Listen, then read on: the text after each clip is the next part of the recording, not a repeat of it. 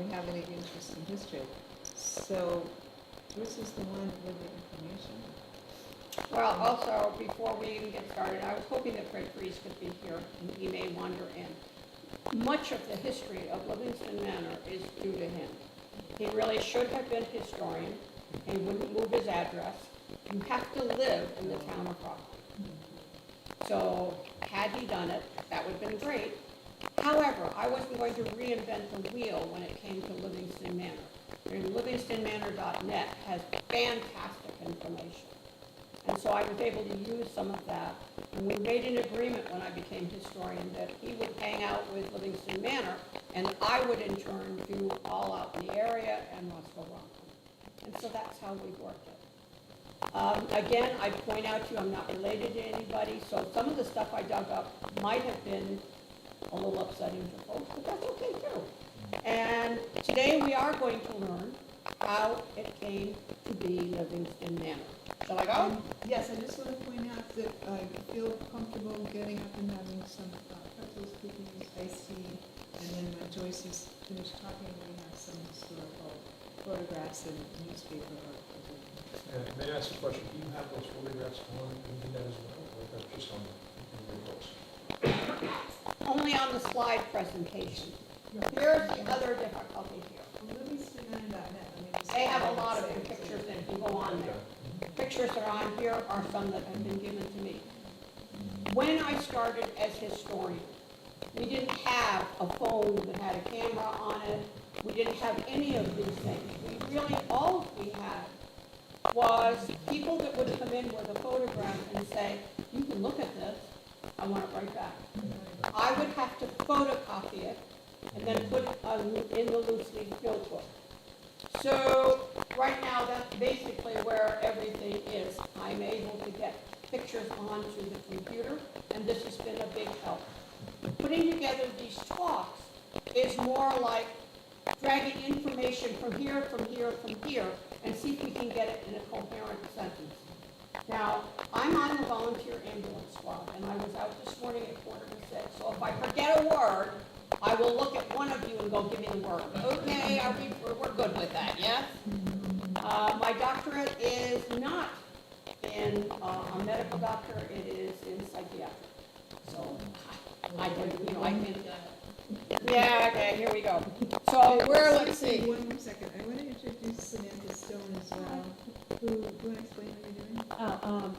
I'm babysitting the laptop of my husband remotely attempts to record it. We're trying to make sure we can record all the history stuff and make them available on the YouTube page. Yeah, before I forget it. I'm serious about this. I'm 85. So this needs to be recorded when I give these talks. And thanks to Samantha, we're trying it so that when I do forget, or when the time comes that my son says, okay, Nursing Home City, we'll have something on the record. All right, so that's why. So here, are we ready? Yeah, we're ready. I have to remember because I've had to change it. I think it's Livingston Manor roster one. But I will put everything on the social media. Facebook, Instagram. Right now, it's just a picture of the cat and the I'll read most of the stuff that's on the screen simply because in the other talks that I've had, we had someone that's blind. And this way they were able to follow and understand. And also, since now I know you're recording it, we'll chat a little bit. So let's see here. I'll stand over here. Can you see past me? Or should I sit? Travel back through time before the railroad got here. That's what we're doing today. And we are looking at industry that formed hamlets in this area that led to Manor as we know it today. Slide. So, here we are, Purvis and Morsston, and this map is dated 1856. The arrow is for Dr. Livingston's house, all right? So as you can see, we don't have a whole lot of houses in that particular area. All right, next one. Now it's a little bit later. We're now in 1875 map. It is still Purvis and Morsston. Purvis has the post office, Morsston has the depot. So that means the train station was called Morsston Depot. And for you, find number 2 up there and look for the Methodist Episcopal Church, the ME Church. And that gives you an idea of where we are today. A word about roads. We're used to the quick way, we're used to different roads. Everything was different. Dirt roads, no street lights, and really, you knew your next door neighbor. Next one. Let's head back to 1849 and the all-important tanning industry. Everything in Sullivan County starts with some form of industry. So we have to get this guy's name in here. William Bradley, he'll go on to be a politician, had built a tannery near Parksville, and then he built another one up farther towards this way where we call it Morsston today. He had some financial woes. He was not doing well. I mean, you kind of overextend yourself. And so Medad Morse and Henry Osborne. Now, Medad is his given name, M-E-D-A-D. I don't know why. So, bought the second tannery in 1852. These two men, Osborne and Medad Morse, were related as cousins through marriage. Now, they bought the rights, though, to the hemlock bark all around the area, thousands of acres. Not the land itself, but the rights to the bark for the tannery. They are successful, and they operate 2 more tanneries. What happens next? Medad Morse lives near Woodbourne. Osborne lives near the Rockland Tannery. In 1863, Osborne's wife dies of typhoid. And there was a big flood. Unfortunately, Manor floods a lot. And the tannery was flooded. In 1864, the partnership dissolves. Morse has built homes for his workers and is paying them a living wage. And we'll learn more about that later on. Next one. Now, this story does gain traction with the building of the Midland Railroad. Now the railroad's coming through in 1873. Near the area, and the area near that new depot was quickly transformed, this was in the paper, from an isolated swamp into a number of residences, businesses, hotels, everything that forms around a business to help it out.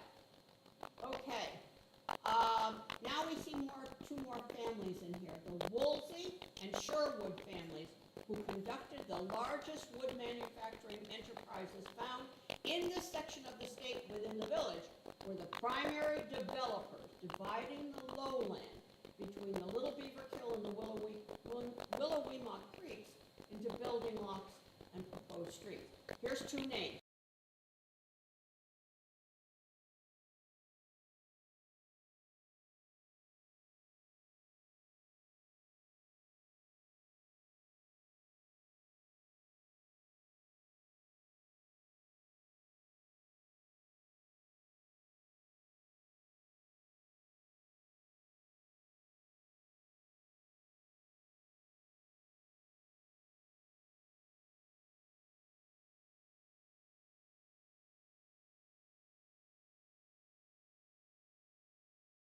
To never sink, and they're going to farm. We think they were from Scotland because of the guy's accent. That's all of the things that were written about him.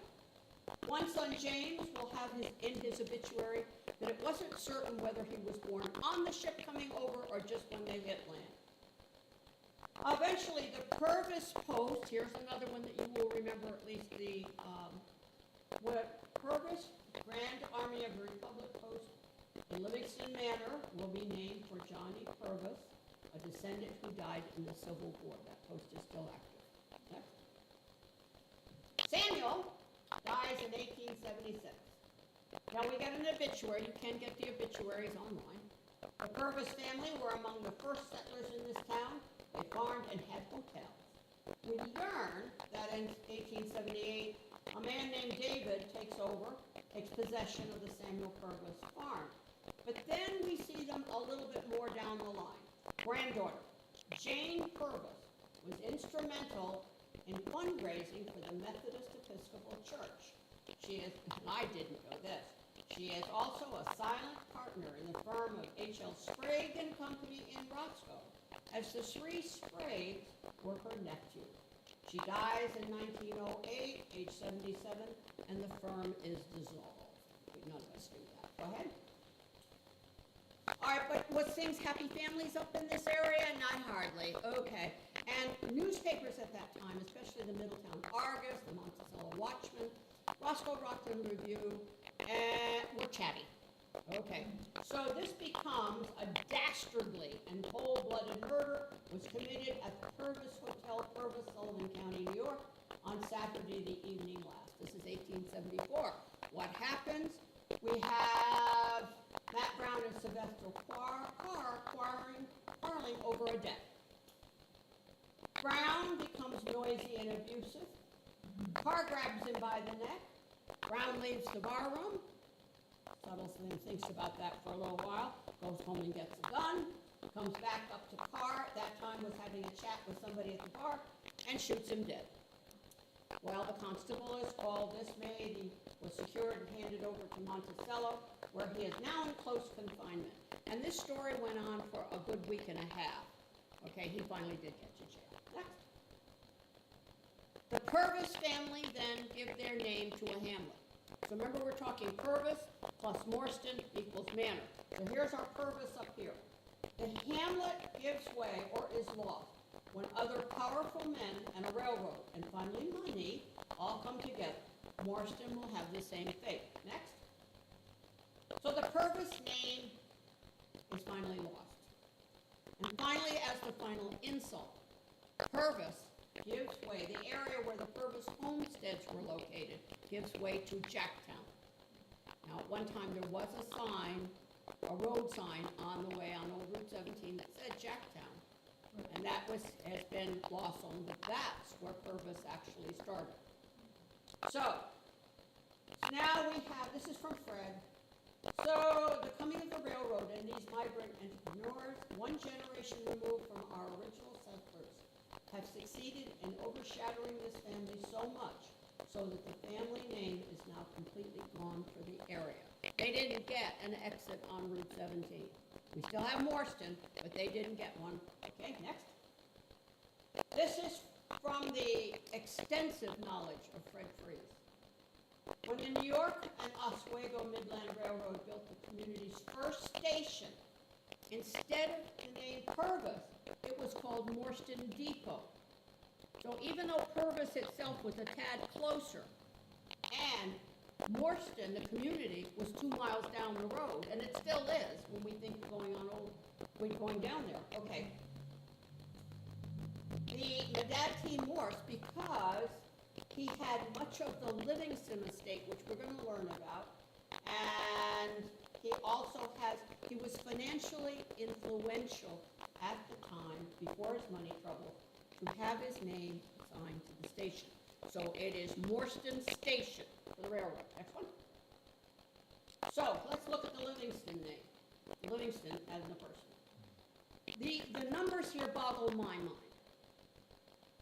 We would remember that when the British first came to what we now call the United States, they looked at all this land and said, well, we'll give you, would you like 100,000 acres? And we'll give you, you've been so nice to the crown, we'll give you 50,000. So, 95,000 acres were purchased by Robert Livingston, grandfather of Robert R. Livingston, who signed the Declaration of Independence. Land leased and sold in 1780. The first settlers in 1790 come into Roscoe, Westfield Flats. Then, between 1790 and 1822, 8,411 acres were deeded by John R. to nephew Edward Livingston. Edward is the one we're looking at here. So Edward, who has come on in, nobody knows why he decided this was the spot to be, builds a house on the site of the current firehouse, right over there. It's considered a true manor house with lots of money invested in it. The main industry at this time will be lumber, which will, at that time, was rafted down the river.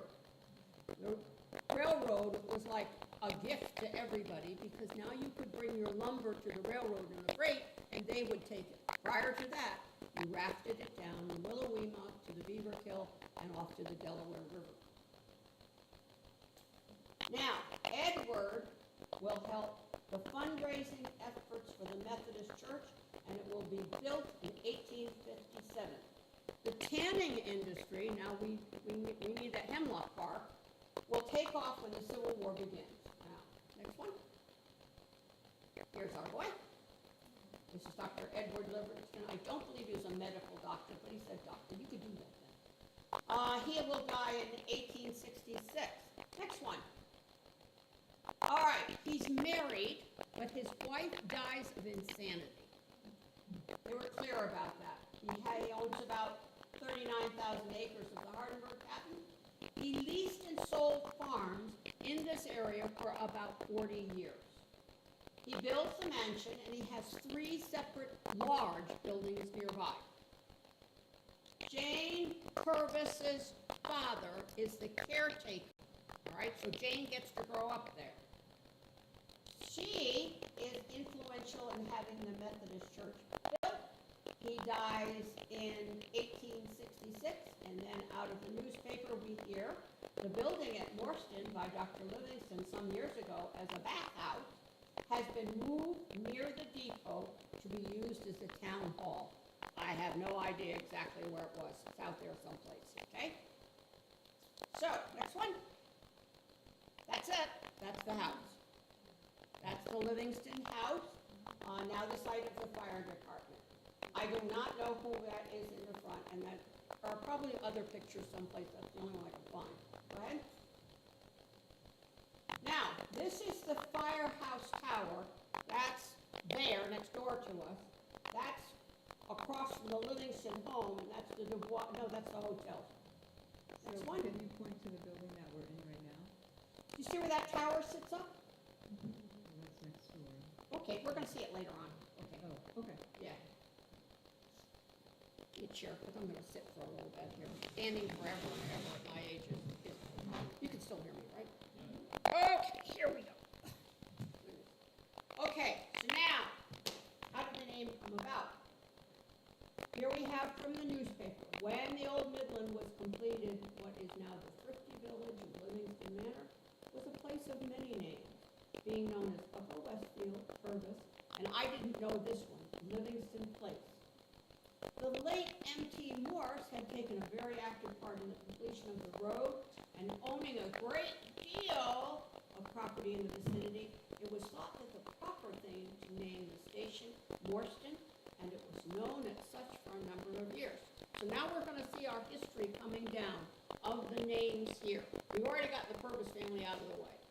But here we are now. They've decided, well, the railroad got here. We need a name for the station. It's going to be Morsston because he's rich. There we go. Next one.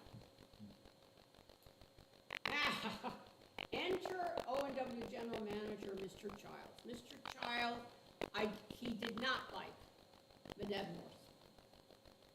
When the present O&W management got control of the road, Mr. Childs, he was native to Sullivan County. In fact, he has a home, which we will see in a minute, right up next to Caffery Castle.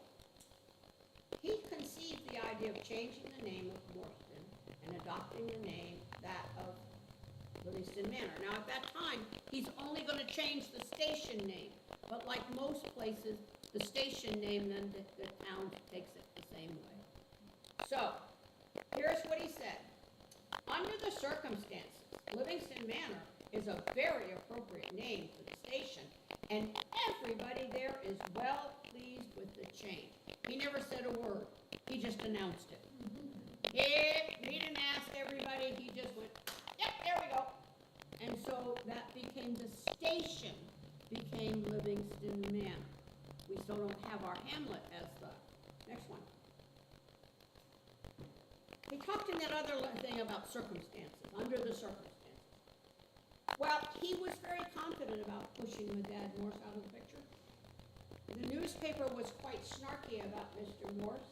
By this time, Mr. Morse had fallen from his high estate financially and had become involved in a great deal of litigation that was keeping the whole country in ferment. Translation, he was no longer bringing any money to the railroad. That is an accurate translation. Next one.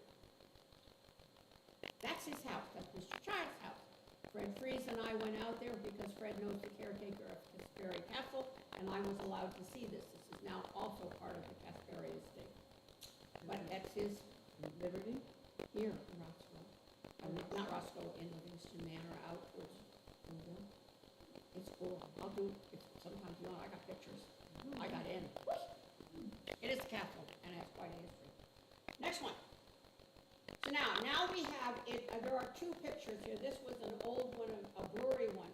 Livingston Manor train station. It's the first time now it's going to have the name Livingston Manor on it. I have no pictures of when it was Morsston. I can't find any. Next one. This is the same thing, but a close-up and from a photograph itself. And this is how it looked. Often as not, the station master lived above, but in Mr. Child's case, no. Okay. I put this out of, and train coming around the corner, often as not, the wagons, the horses, the people were killed. And one of Fred's relatives was, and that's how come I have the picture. Next one. So now I'm going to give you a quick go around on the churches here because they factor into this. Why do they? Because of who gave the money and the land for them to be built. So the Presbyterian church was built on property given by Philip Woolseyville. Okay? The first minister was Mr. Harlow. He wrote a book too. St. Aloysius Church, erected in Livingston Manor in 1896 under the direction of so-and-so. Pastor of St. Peter's in Liberty, was built to meet the need of better religious facilities. Why? Well, in this area now we have immigrants who are Catholic. Think of Little Ireland. Most of the Irish are Irish Catholic. We have the Italians. They wanted a chapel. There was one built out in Craigie Clare. It burned down. So here we have, and you'll notice some of the names that are up there, you'll recognize, especially Scullin.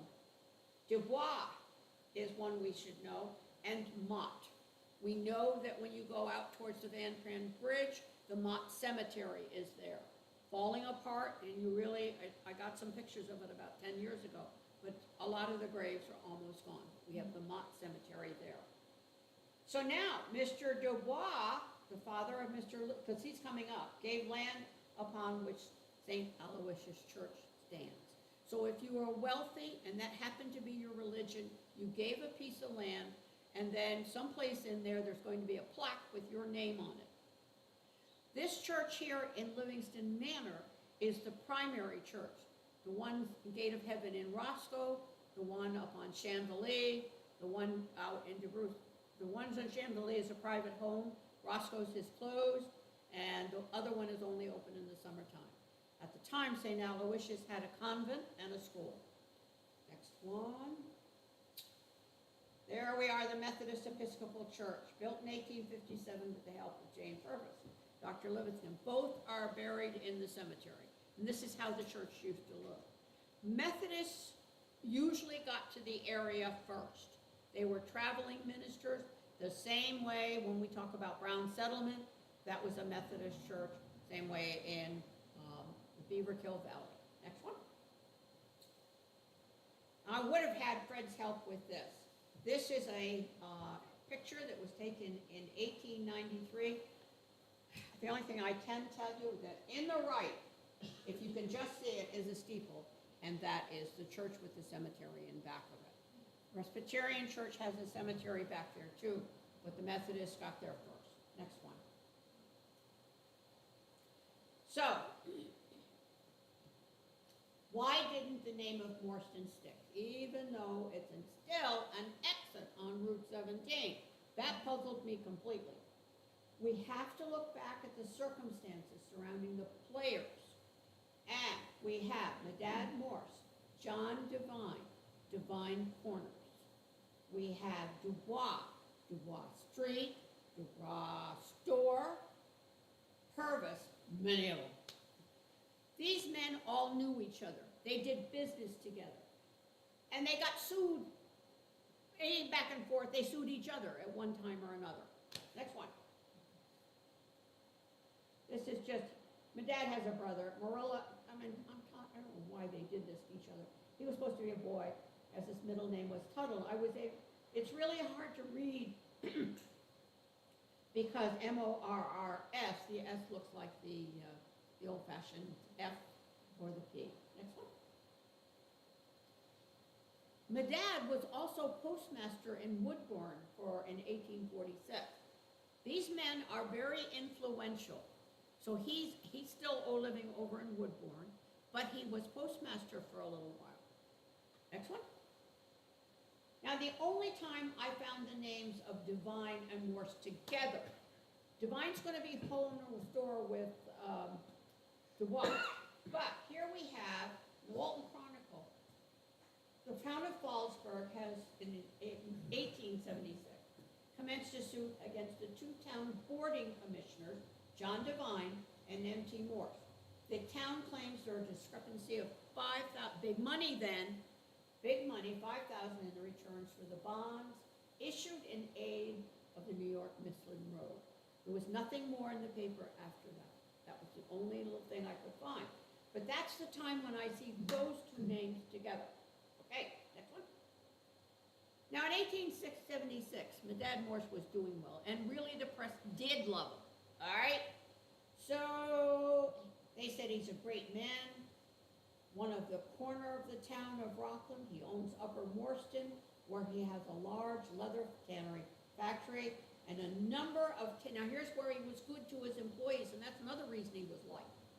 Tenanted houses, these houses are free of rent, and the heads of the families each get $28 a month for labor at the factory.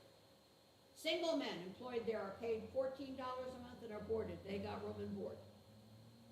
He has also gained a good hold on Purvis, part of which is known as Morsston Station or Lower Morsston, and a fine row of new dwellings along the Willowema. Another village in the immediate vicinity is Purvis.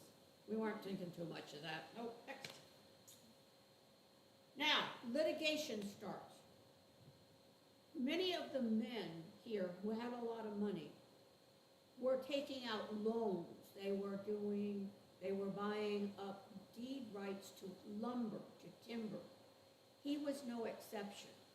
And there was a kerfluffle here that involved Overton to Purvis, and then my dad Morse was trying to get the property.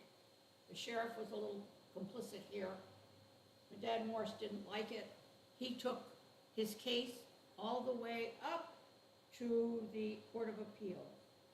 And he had a good judge, Judge Gruville, was his lawyer in Middletown.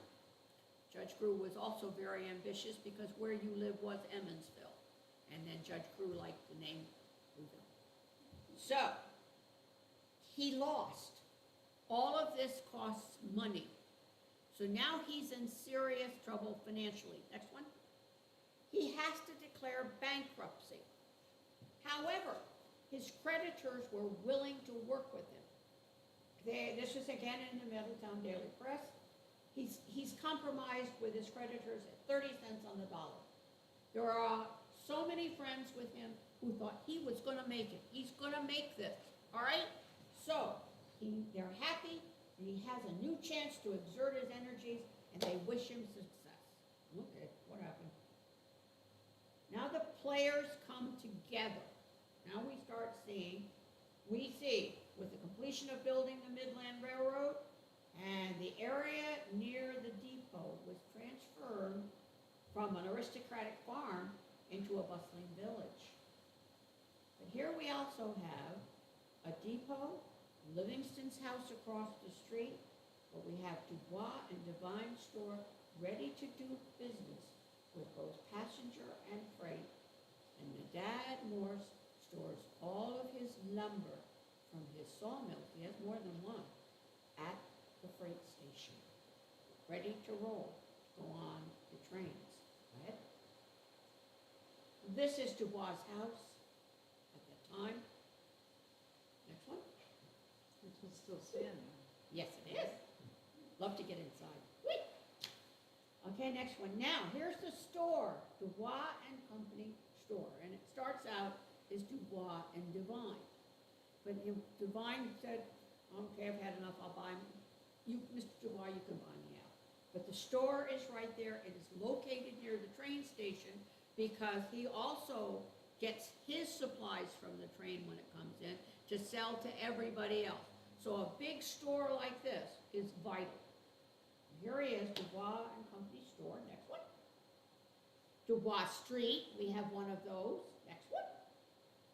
And side of the store, now notice the train station to the right of the picture. He's close by. And on the other side of that is where all of Medad Morse is storing his lumber. Okay? This is stored today. This I clipped out of a paper. Take the next one because I cropped it a little bit. Still standing. Okay? Now, early Dubois Street. See the Dubois store? There we are. By the way, they're all muddy roads. Yes. Next one. Now, here's where it starts to get tricky. And once again, this is because Fred Fries tracked every fire that happened in Livingston Manor for 50 years. He didn't take him 50 years to do it, but he went through the newspaper article. So I was able to pull this together. The alleged robberies of Divine and Dubois, General and Important Store began. In 1875, there was reported attempted robbery of the above store. The clerk, who apparently lived above the store, heard a noise and said that the robber was a large, strong man. The clerk is beaten up, not seriously injured, and the robber escapes with nothing. The clerk is a hero. Next one. 3 months later, same thing. The same clerk is heading home from the Dubois house across the street and sees 2 men. The 2 men beat him up and they escape. The clerk accuses 2 men who were charged but found not guilty. They were someplace else. Now, in the newspaper it says, the store of Divine, Dubois and Company has been robbed a number of times. Each time, the burglars being thwarted by the coolness and courage of the clerk. Next one. Arson enters the picture in August of 1877. Same clerk, awakened by a noise, smells smoke, and finds a man by the barn with a horse. The watchdog is let loose. No one is caught. But flames are seen in the lumber pile in back of the store, and the clerk finally gives the alarm. Everyone comes to fight the fire, but everything burns. Clerk is again a hero. Getting a drift? That first fire destroys the lumber belonging to Medad Morse, and the fire is arson. For 2 hours, the flames with intense fury, destroying about 700,000 feet of lumber and the depot of the New York and Midland Railroad. It was, the depot, the eating house, water tank, and about 700,000 feet of lumber were burned. The lumber belonging, we understand, to Medad T. Morse. Now this is a serious fire. The station house is down, the eating house, which would be like a canteen where people could get something to eat, everything goes. And the water tank, and it's important. Next one. Somebody finally figures out in the newspaper that Medad T. Morse is being targeted. In 1879, a fire broke out in the large wooden tannery at Morsston Sunday night, and before the flames could be got under control, the entire building was totally destroyed. Only a few smoking embers being left above the foundation. The tannery belonged to the estate of Medad T. Morse. No work has been done in it since last spring, and its contents were of little value. The cause of the fire is unexplained, and it seems to have been of an incendiary origin. There seems, judging from the number of fires which have occurred at Morsston in the vicinity with the past year or so, to be a determined effort to destroy all of Mr. Morse's property in the neighborhood.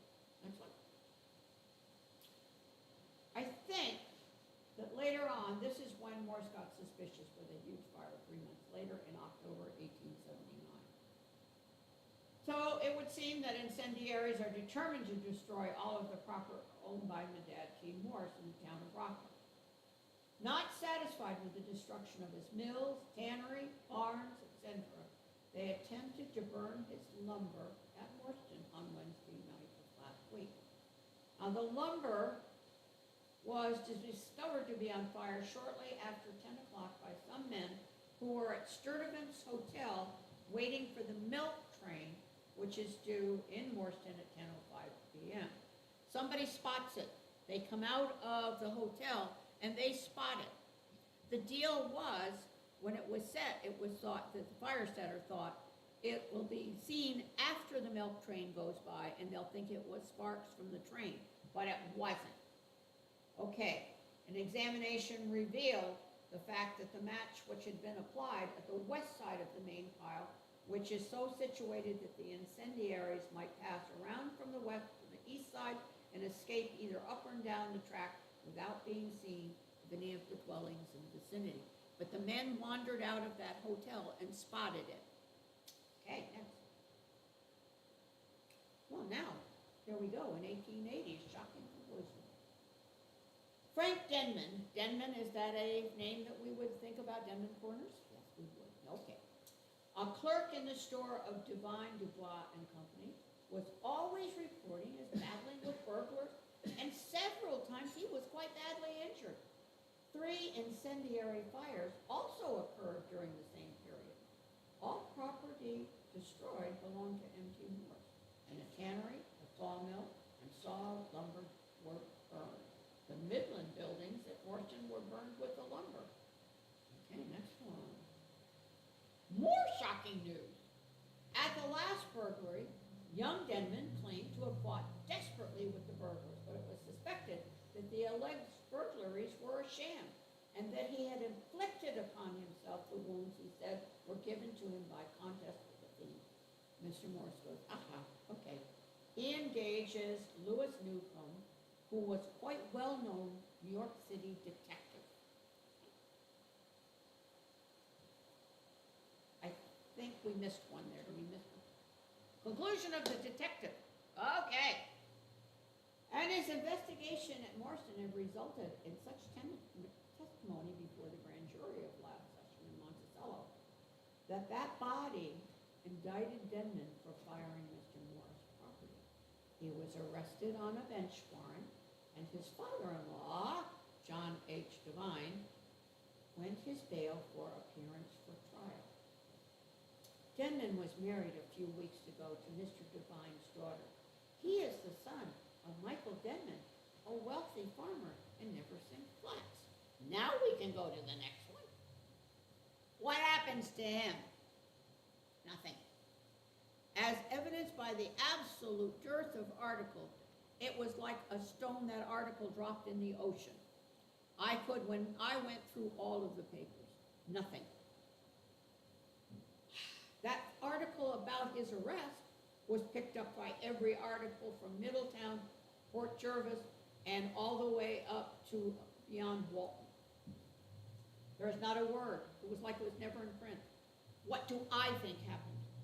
Well, the man has just married the boss's daughter, okay? He comes from a wealthy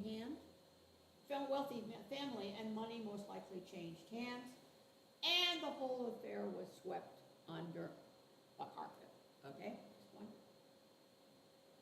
But there is part of this. He dies at age 41. He was immediately shipped off to Ellenville because I did see a small article in an Ellenville paper about the fact that the wife was there and he was working at a grocery store.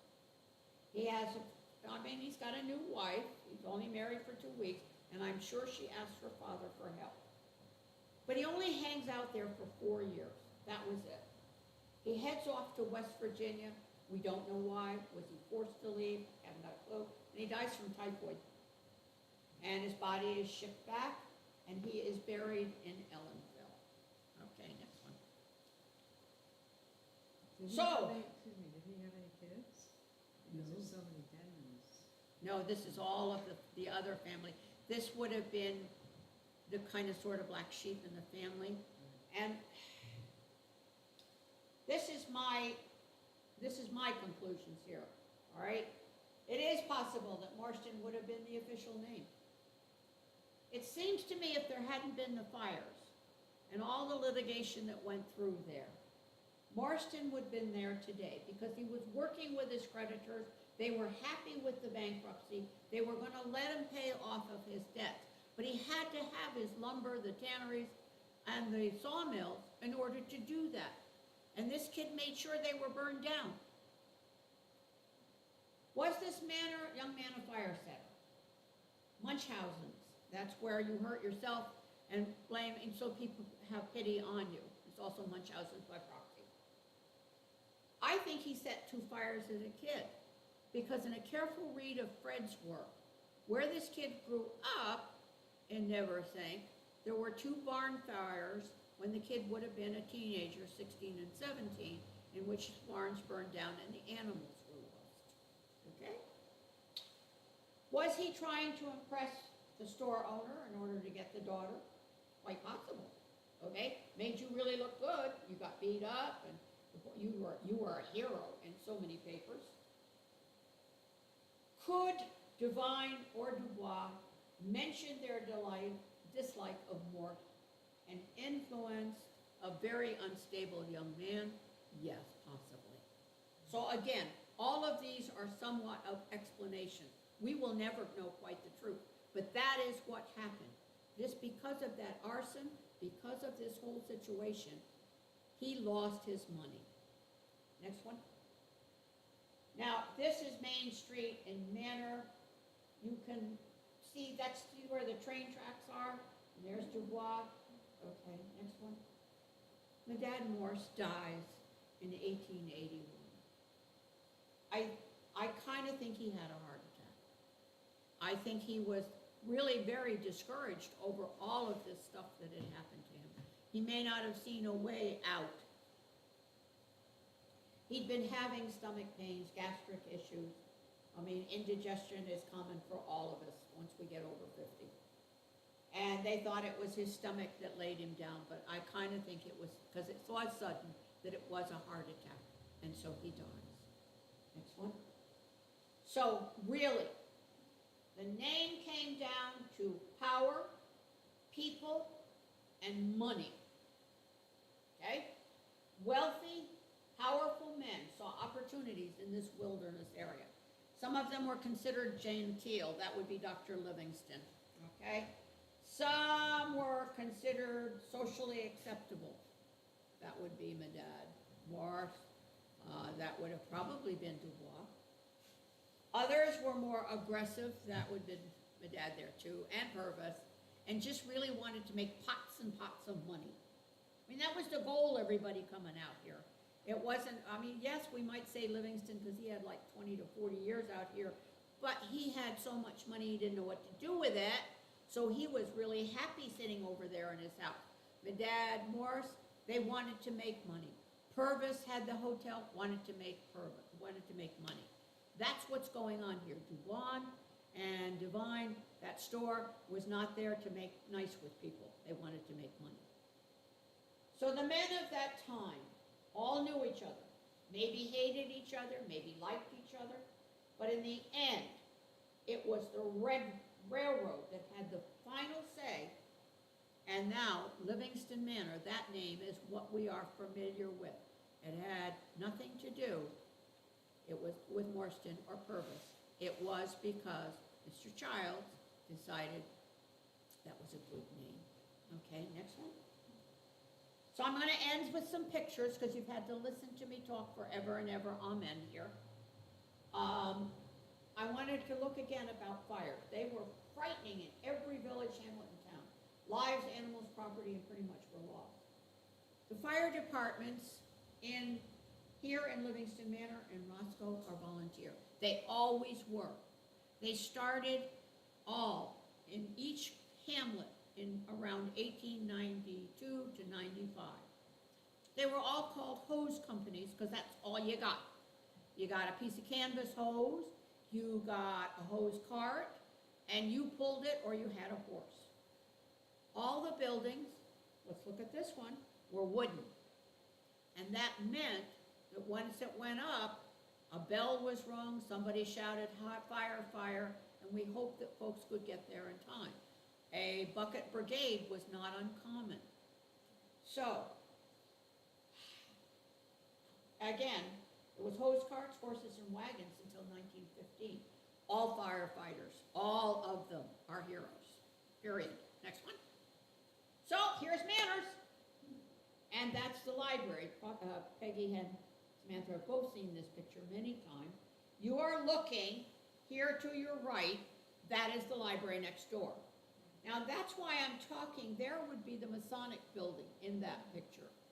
We know that this is 1916, so thank you very much. Somebody dated it for me. I really appreciated that.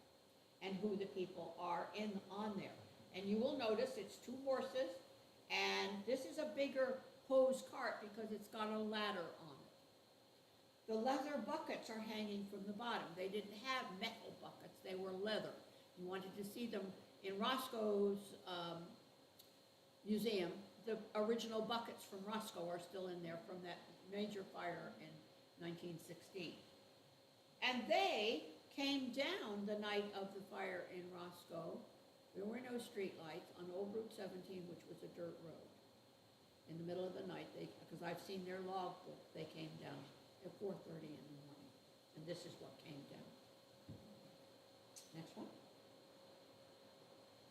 Now, Livingston Manor still had, this is a Ford Howe, one of the earlier fire engines. They have reconstructed it. This is a motorized one that would have been around 1920 to 1925. The hose, they were unusual in the sense, the hose wraps around the nose of it, and they look kind of funny.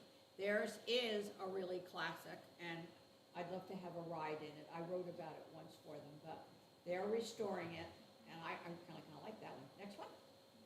This is the Who's building. The Who's building was down here, and it went up. So, look, Who's building, where'd that come from? We will get to that next. The Who's Truck Company owes its existence to the O&W.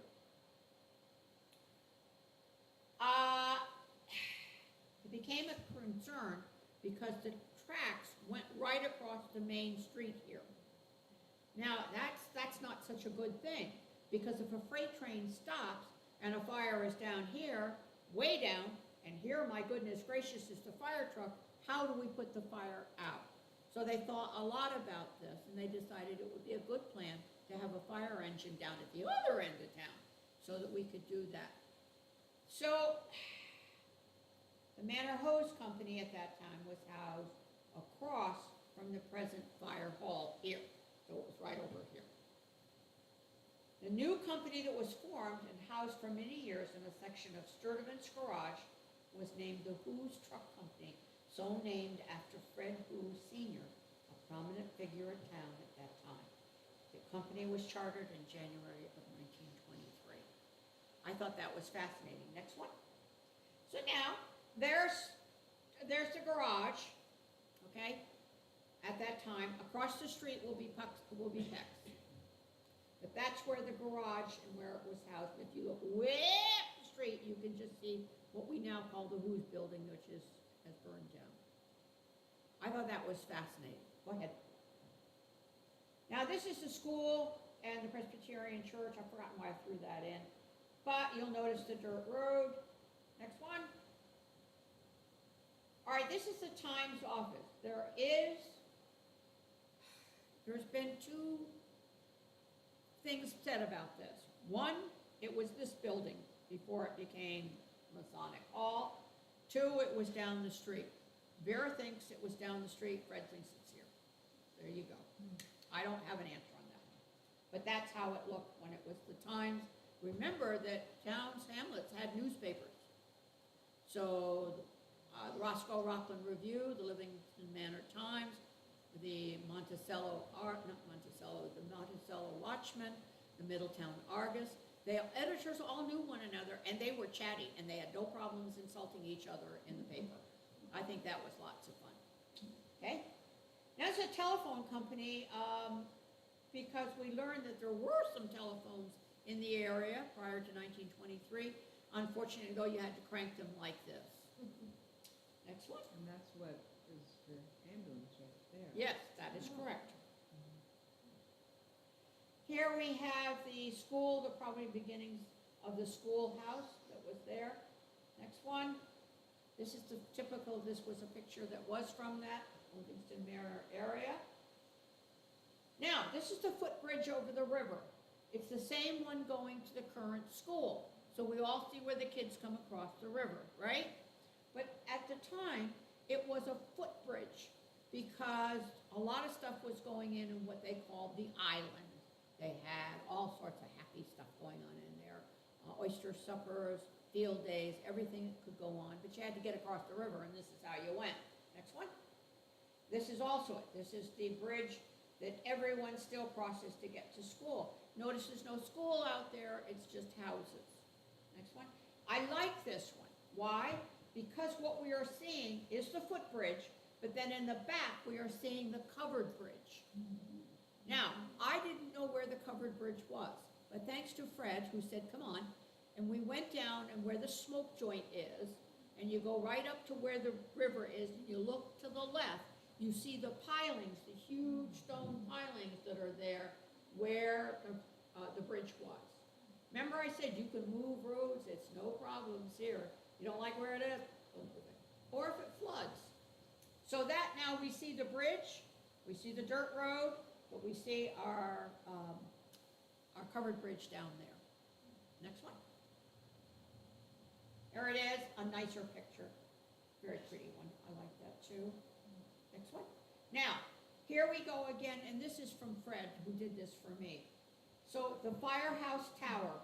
All right, remember the firehouse next door here had to have a tower. Was there a bell? I think so. Is it gone? Yeah. So now we have the Livingston Manor Bank. What else did he stick in there? But that gave me an idea, and that's the Sherwood Hotel. So I was trying to figure out, because again, Fred is more familiar what is here. Roadster. Okay, here's now the other picture, and you have this picture, yes? No, I don't have. I was told you did. I'll lay on the floor. Well, maybe it's in our file somewhere, but it's No, not. I sent this. Okay, I sent this to your board person. okay. All right, so let's take a look, because this is the Masonic Hall right here. Here's the building next to it, which should be the library. What I'd like to try to do with this is to blow this picture up. I'd like to see if there's other pictures. But this was taken, and it's dated for me, it was 1916. All right? Question? I see you're looking. Oh, I was just thinking it's the same date as that other photo with the fire truck in front of it. You have that, right? Yeah. That one's dated too, that one's dated. Please tell me you have that. Probably similar choice. I'll do more for you, okay? Yes. Because that was so important, because it showed for that, you remember that 1916, half of Roscoe, 3/4 of Roscoe burned down, okay? We do know this, right? So again, I can give that talk here because it was horrendous. If 3/4 of Roscoe burned down. Fire companies came to help, and Manor came, and the railroad was complicit in some of this, because some of the buildings in Manor, or in Roscoe, were owned by people in Middletown, big money people.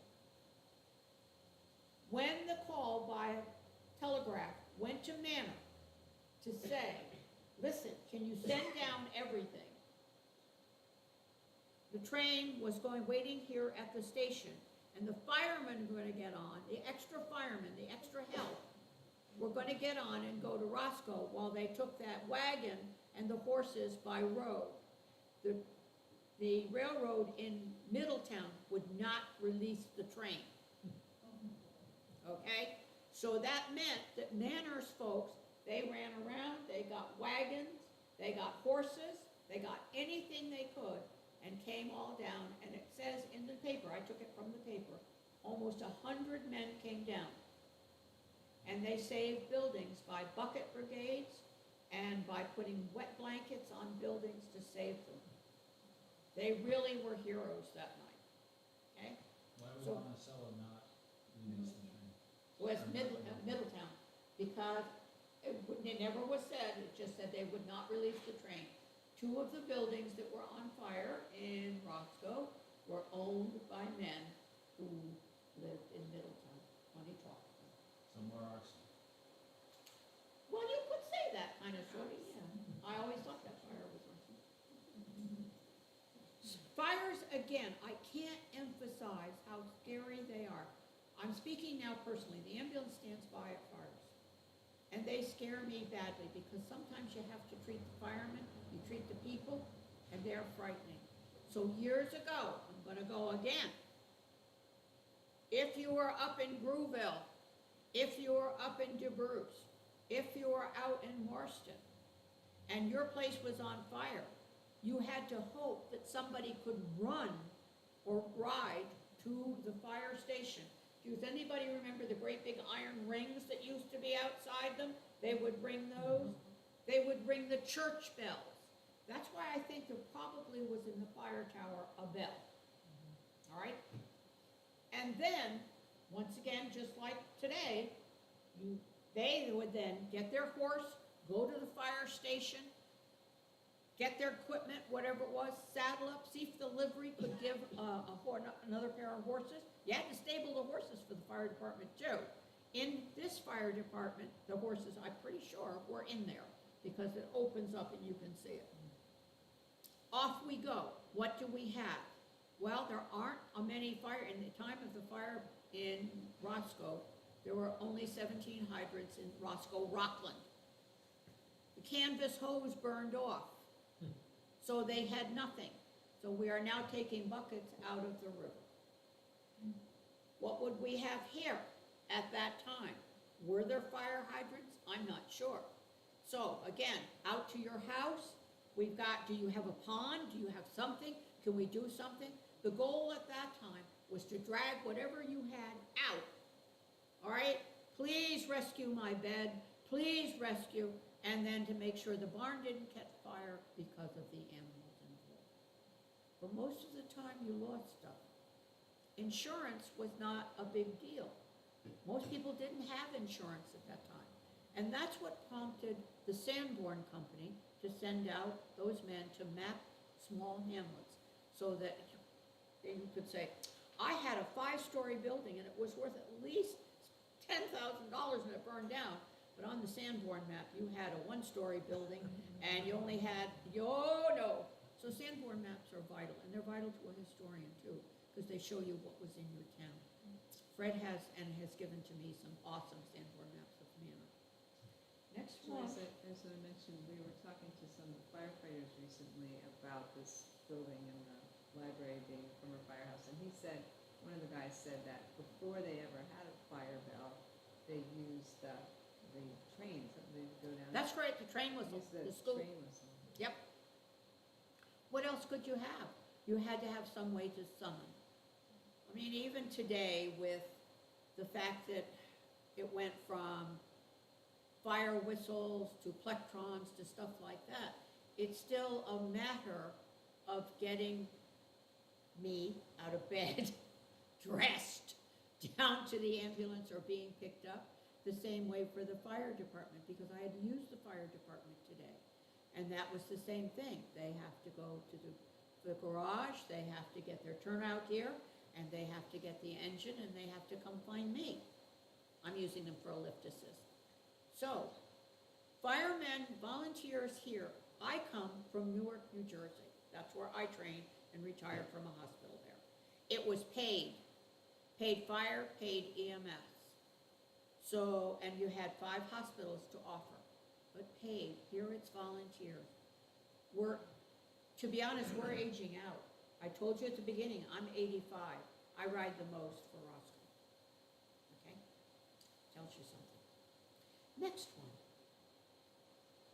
So, Main Street looking up, the traffic light would be right in the middle. The building on the left is the one that burned. Next one. That's an iron bridge. Now we're going to look at a little bit of a floods, and this is thanks to Fred. because unfortunately, this area does have a history of flooding.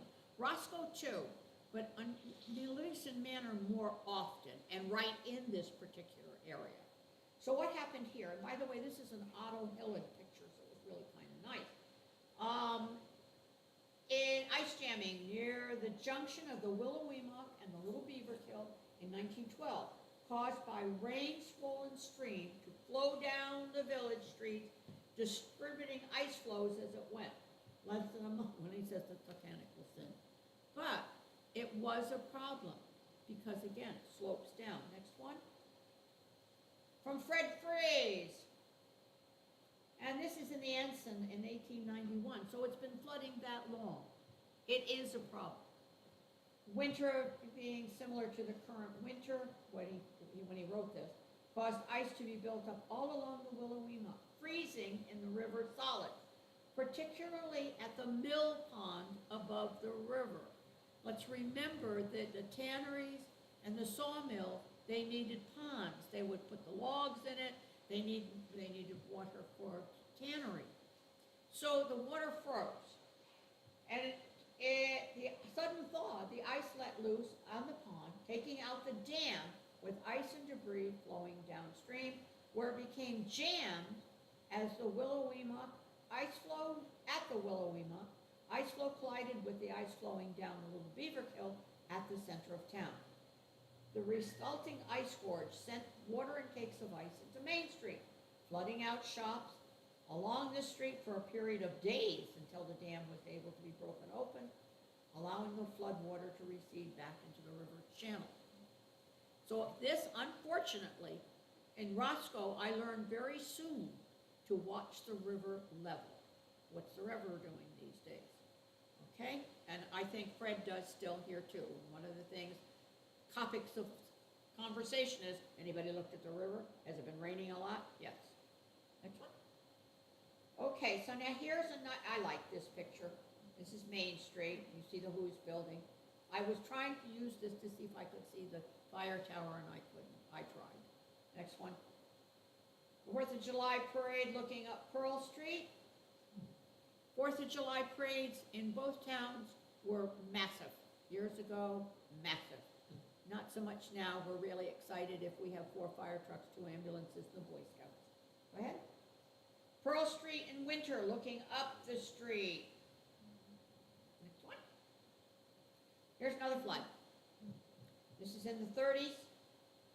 Okay, and again, it was devastating. Next one. Looking up Pearl Street. Okay, next one. Now, here's the Fitzgerald, this is the store, and now here's where it gets tricky. I'm not sure how this factors into this. Is this the back of it? Is that the fire tower there? I don't know. This is at the corner by the light. I think that's Pearl Street you're looking at. Your guess is as good as mine. Yeah. And Fred had trouble with it too. So that would be the gas station now, right? Yeah. If you would like, I will happily print some of these off for you. Well, you filmed it now. Good. Next one. Woolsey Electric Company. They were the Woolsey. Remember that family that's named Woolsey, Woolseyville? Okay, they had an electric company that they were trying to get electric lights in here. By the way, you paid for it. Same way for water. And they had a generator in Livingston Manor. The water company, by the way, was up the way going up Chandelier. Okay? Were the Woolseys the same one that had the generator up at Russellbrook? Yes. Now, unfortunately, this is after the railroad closed down. This I always was very sad about. I'm also very sad about the straight station in the back here, which, thanks to Fred, I was allowed to go around, not in, you'll fall down, Joyce, but I really wanted in it. Next one. Here we have the Van Tran Bridge in Hazel. Again, that has changed massively. At one time, the road went into that bridge both ways, left and right, not that horrible turn that we have now. Next one. Same bridge, there we are, clear cut in Hazel. Okay. Now, I'll end here. None of this information, once again, if you see Fred Freeze, pat him on the back. The man has tons of information. It's just, as he ages too, it's harder to get him to come out. He has tons of information. However, the hamlets are gone. Livingston Manor remains. I don't pretend to know where everything is. I don't. But I do know that Medad Morse and George Purvis should be remembered in this town as pioneers. That's it. Thanks. I'm done.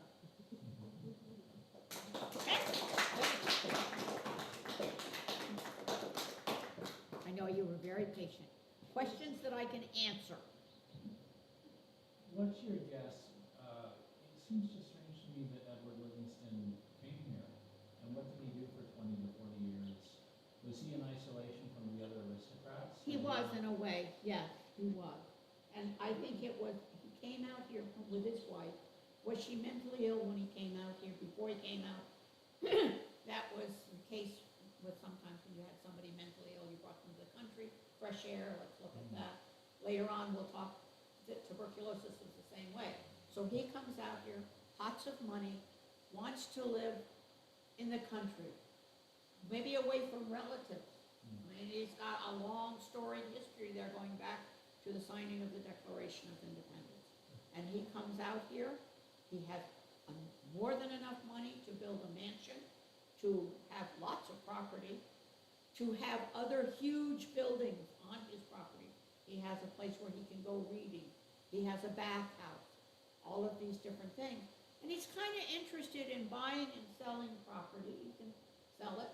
And does he sell it at a good rate? I don't know. We won't know. Where did you come from? He's coming originally from what we would now call New York City, but originally England. Okay. Yeah, he's a Livingston. For Scotland?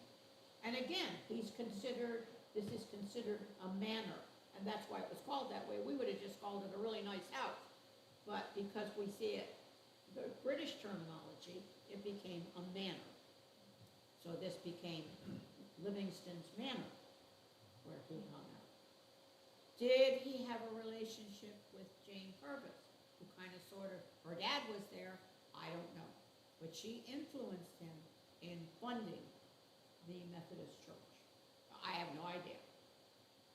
He never remarried after his wife died, and she dies of insanity. Did they tuck her away in a really good institution? Let's remember that mental institutions at that time, if you had lots of money, you went into a hotel-like setting, but it had bars on the window. You had a maid, you had your clothes done, you were real comfy. But if you did not, you were in some of the nastier places. So when we talked about Dundas Castle, his wife went into a really cool spot, and I have a feeling that Livingston's wife did too. Went into a nice comfy spot. You have some interesting reading in our local history section in the library, if you want to know what that is. It's fascinating. Again, when we look at what was then, I look around and I see cars and houses and I have a cell phone and all this good stuff. And I think, okay, they didn't. All right, yeah. So, thank you very much for listening. I'm sorry I held all of you so very, very long. But this is fun.